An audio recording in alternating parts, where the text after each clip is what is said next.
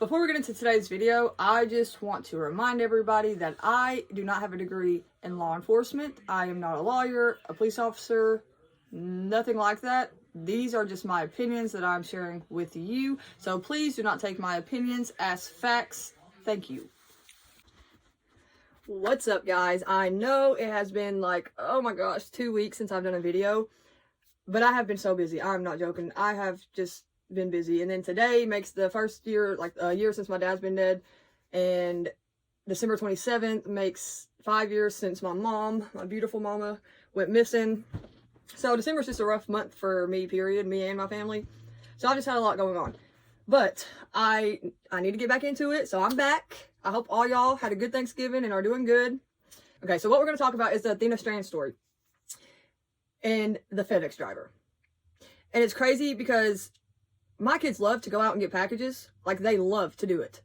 And it's just scary to think so many FedEx drivers have been charged with murder, the R word, breaking and entering, burglarizing, arson. It's crazy, okay? So let's go ahead and get into it. So Athena Strand was a 7-year-old. Her name is Athena Presley Monroe Strand. 7 years old. She's from, well, she was living in Paradise, Texas, which is in Wise County. And they have less than 500 people in that county. It's about 60 miles northwest of Dallas, okay? She was spending the fall semester with her dad and her stepmother. And because her mother has sole custody, and her mother lives in Oklahoma, down in southern Oklahoma. Her mother's name is Madeline Gandy. And she allowed Athena to go and spend fall semester with her dad and the stepmom, okay? Now, they haven't released the dad's name or the stepmother's name. I don't really know why, but they haven't released it, so I don't have their names. So if you guys know the names, comment below and let me know, because I would love to know. So Athena's father was out of town on a deer hunting trip, okay? So she was there with her stepmom. Well, it's said that Athena and the stepmom had got into a little disagreement, and the stepmom thought that Athena went to her room. So about an hour later, whenever the stepmom went to go check on her, and she noticed that she wasn't in the room. During this time, a FedEx driver by the name Tanner Horner, who's like 31, I think, had dropped off a package, okay? So the stepmother is out, and she's like frantically searching for a kid. Like, could you imagine you can't find your kid, and longer than a couple minutes goes by, you're really freaking out. So the mother, the stepmother, after an hour of searching, she finally calls the cops, and they do a massive search for like 2 days, okay? This happened on November 30th. That's the day that she went missing, okay? Now, the stepmother told the cops that she thought Athena had ran off. All the family members disagreed with that because they knew Athena was scared of the dark. So if she's scared of the dark, she's not about to just run off like that. Like, no. Okay, so that's what the family's saying. They're like, no, that's not true. She wouldn't do that. She's scared of the dark. And a lot of people at first were thinking like, okay, the stepmom and Athena had a disagreement, so maybe there's something else to this. But that's not the case. And as soon as Athena's real mom, Madeline Gandy, heard about her daughter missing, she drove straight to Texas from Oklahoma. So, okay, so they're doing this massive search. Over 200 volunteers and over dozens of law enforcement are searching for her. And they combed through the neighborhood for 2 days before law enforcement finally found her on Friday between 7 and 8. So December 2nd, between 7 and 8 p.m., they found her. And they found her along Trinity River, about 7 miles from her home. And so I guess the stepmother had told them, you know, a FedEx driver had delivered a package. So they questioned the FedEx driver, and he confessed.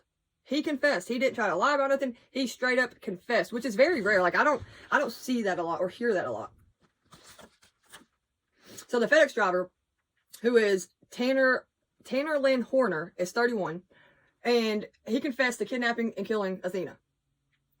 He was a contract worker for FedEx, and police said they believe that he killed her within an hour of kidnapping her. And they said that they felt like he'd done it out of a crime of opportunity. I don't know what that means, but if you do, let me know, because I'm curious. I guess I could have Googled it, but I didn't. And the package that he delivered wasn't, what is it called?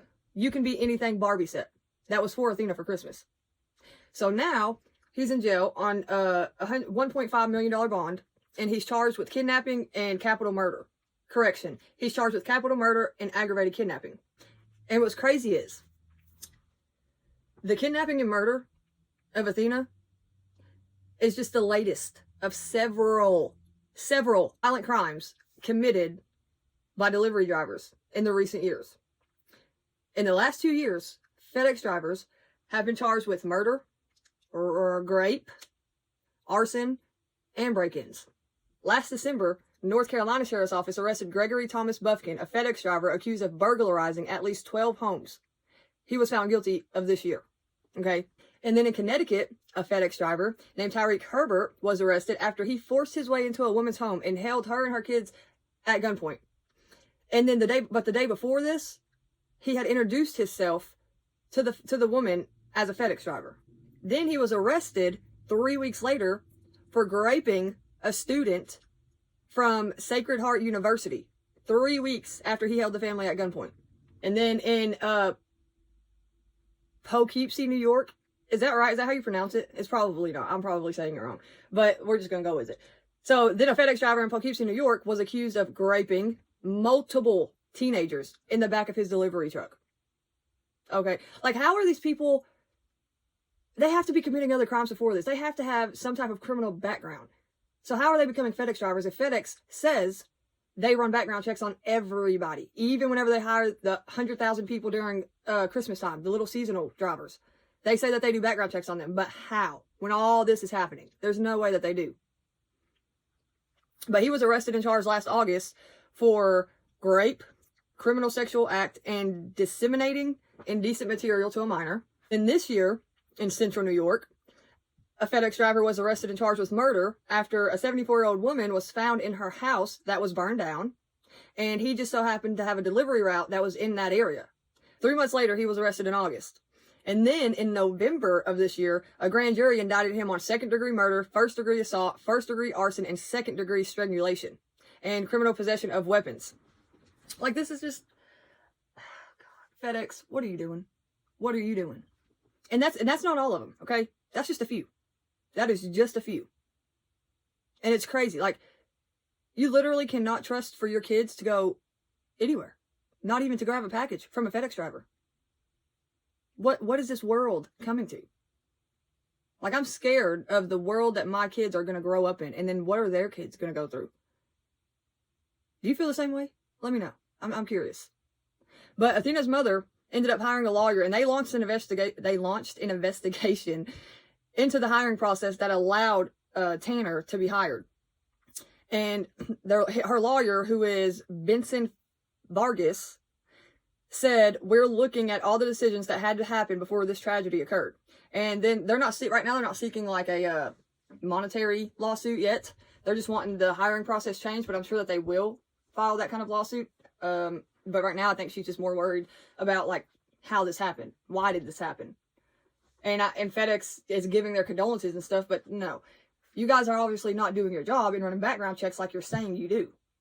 That's just all there is to it. But